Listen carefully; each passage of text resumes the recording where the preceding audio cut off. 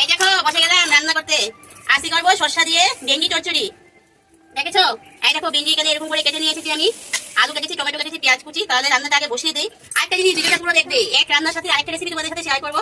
এই যে এটা শুলা কচু, এটা বাটা, সেটা তোমাদের সাথে শেয়ার করবো। পুরো ভিডিওটা দেখবে, একদম স্কিপ করবে না। তো ওইদিকে কড়াইতে তেল পুরো গরম হয়ে গেছে। সবাই প্রথমে এটা বসিয়ে দিই। দিয়ে দিলাম পেঁয়াজ কুচি,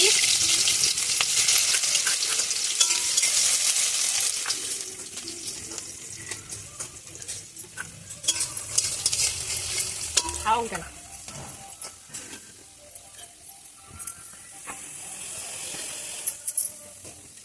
সাথে দিয়ে দিলাম আলু,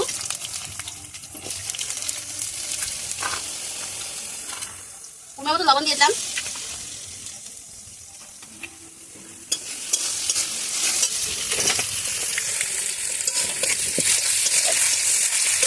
এর সাথে দিয়ে দেবো ভেন্ডি,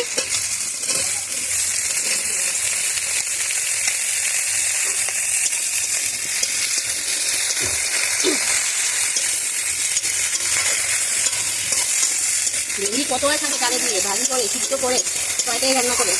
তো এই জায়গায় একটা চচুরি লাগিয়ে খেয়ে দেখো, খুবই ভালো লাগে। কোনো মতো ওটি দিয়ে দেবো।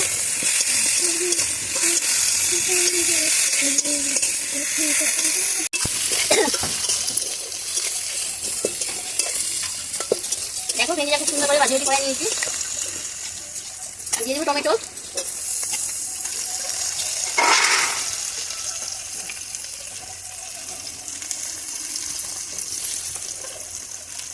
এখানে আছে আদা, সরষা, রসুন 3 থেকে 4 কোয়া।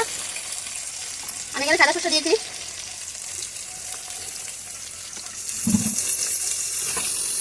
কাঁচা লঙ্কাও এর মধ্যে আছে, একটু গুঁড়া লঙ্কা দিয়ে দেবো, না হয় কালারটা আসবে না, দেখতে ভালো লাগবে না। এবার একটু ভালো করে একটু কষিয়ে নেবো। কালারটা কিন্তু খুব সুন্দর আছে। এটা সরষা দিয়ে বেশি বাঁচতে নেই, যদি বেশি ভাজা তাহলে একটু ছুটো ছুটো হয়ে যায় রান্নাটা। তো হালকা বেঁধে আমি একটু জল দিয়ে দেবো।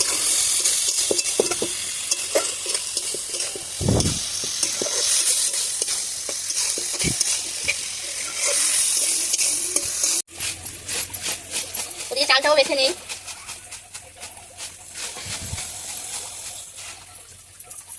চালটা আগে ঝেড়ে বেছে নিয়েছি, তাও আবার একটু বেছে নিচ্ছি। রান্না তালে তালে একসাথে সবই হয়ে গেছে। ওই পাথর চালের মধ্যে জানো।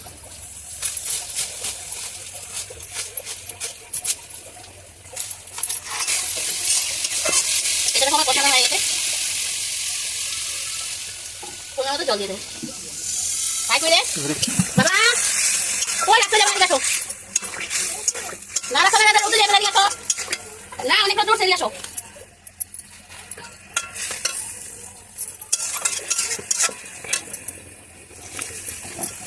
কোনো মতো জল দিয়ে দিলাম, যতটুকু লাগবে সেই জল দিয়ে। ঝুলের কালারটা কিন্তু দেখতে খুব ভালো লাগছে না, এটা গামাটা গামাটা হবে।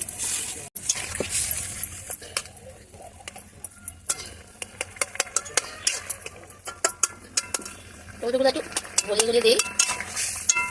তো চলো এদিকে কচু বাটা করবো। কচু বাটার জন্য আমি কি করবো এখন বলো তো? মনে হয় কি সর্দি লেগে যায় আমার। আচ্ছা জল বেরিয়ে যায়। চলো এই কচুটা এখন বাটা করবো।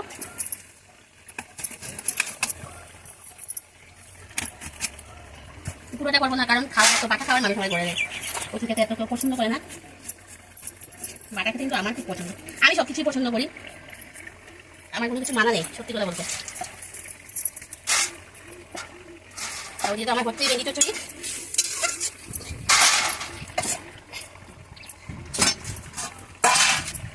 কুড়িয়ে নেই।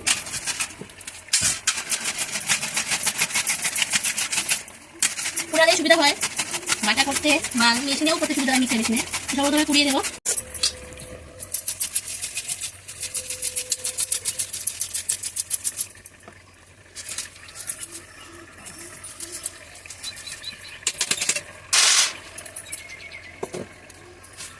কুড়ানো হয়ে গেছে আমার।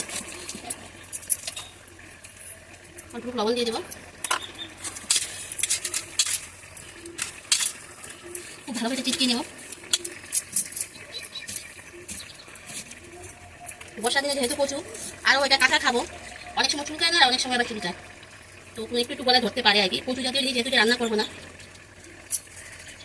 মান কচু দিয়ে খেতে বেশি ভালো লাগে। আমি এবার লেবু দিয়ে দিই। লেবুর রসটা মিশিয়ে খুব ভালো করে এটা মেখে নেব। একটু চেটকে খুব ভালো করে এটা মেখে নেব। কচু যদি চুলকা তোমার এই যে মাখা নিয়ে সত্যি হাতে থেকে অল্প অল্প একটু ধরবে, কিন্তু অল্প অল্প যদি ধরে কিন্তু খেতে কিন্তু আর লাগবে না, তো আমার হাতেও ধরছে না। আর এটা তো আমাদের খুব প্রিয় না, আমরা বাঙালিরা কিন্তু এটা কিন্তু খুব ভালোবাসি গরম ভাতের সাথে।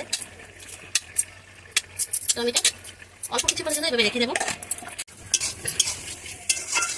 আর ওদিকে আমার বেগুন একটু এখনো হচ্ছে, তো এটা ওদিকে হতে থাক। আর এদিকে আমি পরের স্টেপে চলে যাই।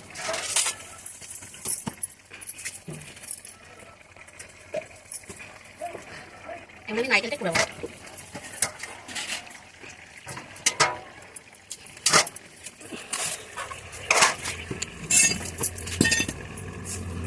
এই বাটাটা হলে না আর কিছু লাগে না, বাটা দিয়ে শুধু ভাতটা খাওয়া যাবে যদি বাটার মতো বাটা হয়ে থাকে আর কি।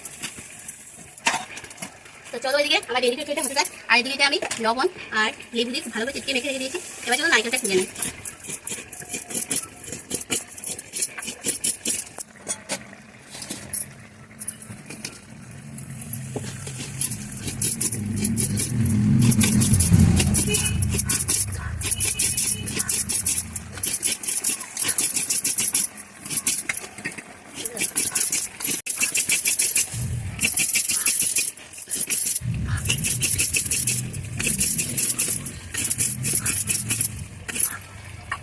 হয়ে গেল আমার নারকেল কুড়া।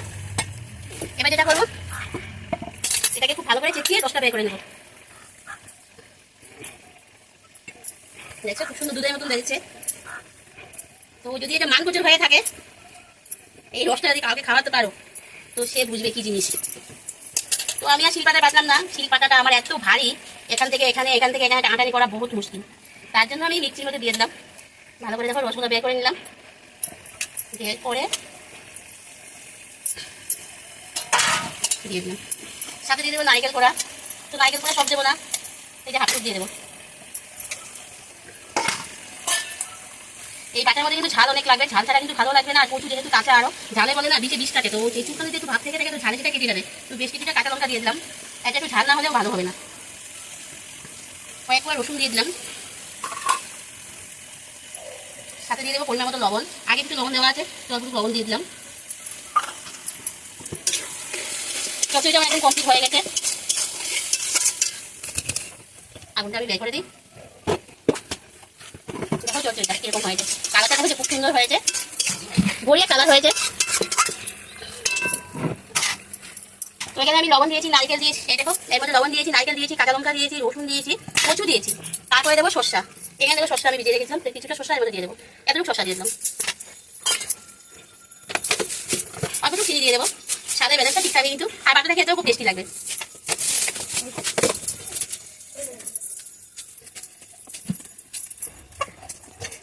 এবার দিয়ে দেবো লেবু, একটু লেবু দিয়ে দেবো। বাটাটা একটু টক টক হবে কিন্তু ভালো লাগে, তো যে যেরকম টক খাবে একটু বেশি টক দিলে টক ভালো লাগবে। এখন যেটা করবো, সবের শেষে সরষা তেল দিয়ে, এটা ফিনিশিং বলতে এখনো বাটার বাকি আছে, সরষা তেল দিয়ে দেবো। সরষা তেল না ছাড়া তো সেটা পুরো হবে না, দিয়ে দিলাম বেশ কিছুটা সরষা তেল। তো চলো এবার এটা মিক্সি দিয়ে পিষে নিয়ে আসি, তারপর দেখাচ্ছি বাটাটা কিরকম হয়েছে। মিক্সিতে নিয়ে আসি, পিষে নিয়ে আসি। দেখেছো কিরকম হয়েছে? কিন্তু বলো তো কি হয়েছে? বাটাটা তো বেটে নিয়েছি, কিন্তু আমার যে গরম গরম ভাতটা হয়নি। আই করিস না, এখন গরম মাত্র চালটা বেছেছি, গরম গরম ভাত বানাবো, তার সাথে এই বাটা দিয়ে জমে যাবে।